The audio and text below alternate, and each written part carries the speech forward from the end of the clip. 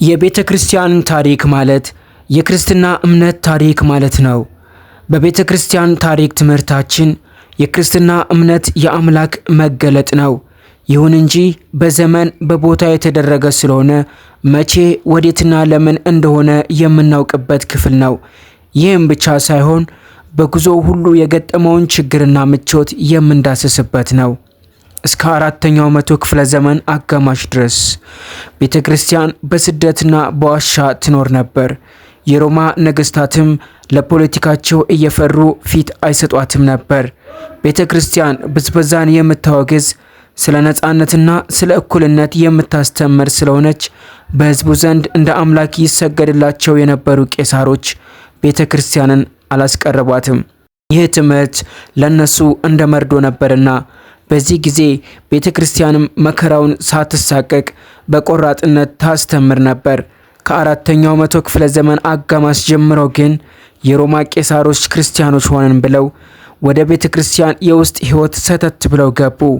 በዚህ ጊዜ ነው ቤተ ክርስቲያን የማትወጣው ችግር የገጠማት። ምክንያቱም ቄሳሮች ክርስቲያኖች ነን ብለው ገብተዋል። ከገቡም በኋላ ለጥቅማቸው ሲሉ የቤተ ክርስቲያንን አባቶች በመከፋፈል የቤተ ክርስቲያንን እምነትና ቀኖና በማፋለስ ብዙ ተንኮሎችን ፈጽመውባታል። እንዲያውም ቤተ ክርስቲያንን እንደ ቃል ኪዳን አባል ስላደረጓት ቤተ ክርስቲያንም ይህንን ከባድ ቀንበር ተሸክማ አያሌ ዘመናትን አሳልፋለች። አብያተ ክርስቲያናትን የለያያቸው የዘር ልዩነትና የስልጣን ትግል የተጀመረውም ከዚህ ጊዜ አንስቶ ነው። የቤተ ክርስቲያንን ታሪክ ለሚያጠና ሰው በጣም የሚያሳዝነው ቢኖር የክርስትና እምነት የተገለጠበትና የሰው ልጆች የመዳን ሥራ የተፈጸመበት ኢየሩሳሌም ሳለ ሮማውያን ቄሳሮች በስልጣን ተጽዕኖ ሮም የክርስቲያኖች ማዕከል እንድትሆን ማድረጋቸው ነው። ይህም የሚያሳየው ለክርስቶስ ሳይሆን ለራሳቸው መንግስት መታወቂያ ያደርጉት የነበረውን የሮማ ቄሳሮች ትግል ነው። የቤተ ክርስቲያን ሰዎችም ይህንን እስካሁን ያስተዋሉት አይመስልም። እንዲያውም ይደግፉታል። በ5ኛው መቶ ክፍለ ዘመን በኬልቄዶን የተደረገው ጉባኤ ቤተ ክርስቲያንን የከፋፈላት በዚሁ በስልጣንና በዘረኝነት መንፈስ የተፈጸመ ስለሆነ ነው። ይህንም በታሪክ ውስጥ ለማየት ይቻላል። በ1054 ዓመተ ምህረት የግሪክና የሮማ ቤተ ክርስቲያን የተጣሉት የተለያዩት በዚሁ በሀገረ ስብከትና ክልል በዘር ምክንያት ነው። የምዕራብ ቤተ ክርስቲያን አባሎች ከአውሮፓ ተነስተው በታናሽ እስያ አልፈው በኢየሩሳሌም ብዙ ጊዜ ጦርነት ከእስላሞች ጋር ሲያደርጉ የምስራቅ አብያተ ክርስቲያናት ያልተባበሯቸው በወንድምነታቸው ስላላመኑባቸው ነው። እውነትም የምስራቅ ክርስቲያኖች የፈሩት አልቀረም። የመስቀል ጦረኞች የተባሉት ምዕራባውያንን ሊወጉት የሄዱትን ማሸነፍ ሳይሆንላቸው በኢየሩሳሌም የምስራቅ አብያተ ክርስቲያናትን ይዞታ ነጥቀው በራሳቸው ስም አስመዘገቡ። እነዚያም ቢያለቅሱ የሚሰማቸው ስላላገኙ ይዞታቸውን ተነጥቀው እያለቀሱ ይኖራሉ። በ15ኛው መቶ ክፍለ ዘመን የኢትዮጵያ ኦርቶዶክስ ተዋሕዶ ቤተክርስቲያንም በአባልነት የተገኘችበት የፍሎሬንስ ጉባኤ ግቡን ሳይመታ የተለያየው በዚሁ በስልጣን ልዩነት ነው። አሁን ድረስ በቤተክርስቲያን ለሚደረጉ ጉባኤዎች መሰናክሉና ክርስቲያኖችን የማያግባባቸው ይሄው የዘርና የስልጣን ጉዳይ ነው። እንግዲህ ይህን መንፈስ የተወረሰው ቄሳሮች በቤተ ክርስቲያን ውስጥ ጣልቃ መግባት ከጀመሩ ወዲህ ነው።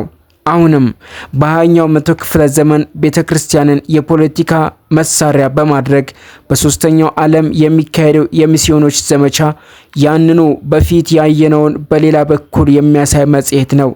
የሚስዮናውያን የተለያየ ሐሳብና አንዱ በሌላው እምነት ላይ የሚያሳየው የንቀትና አመለካከት እውነቱ የትኛው እንደሆነ ሰሚዎች ለማወቅ ተስኗቸዋል።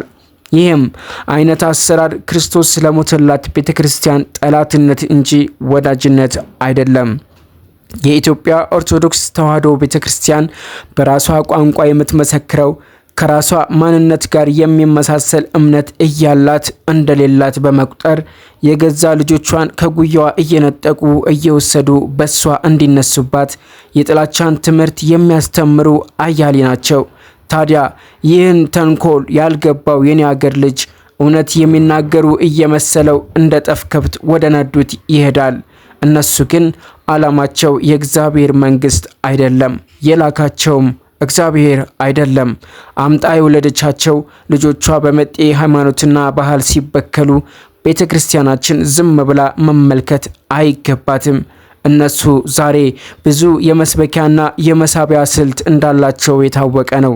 የእኛም ቤተ ክርስቲያን እሾህ በእሾህ ይነቀሳል እንደሚባለው በተመሳሳይ ዘዴ ልጆቿን ከያሉበት መሰብሰብ ይገባታል።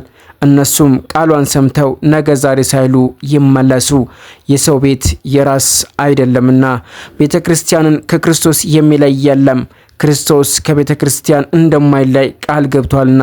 ስለዚህ ማንኛውም የጉዞ አቀበትና ቁልቁለት ቢያጋጥማት ከክርስቶስ ጋር ያለች ቤተ ክርስቲያን አትደነግጥም። በካታኮብም ውስጥ ብትቀድስ፣ በወርቅ በተለበጠ ባህር በተንቆጠቆጠ ቤተ መቅደስ ብትቀድስ ቤተ ክርስቲያን የክርስቶስ ናት።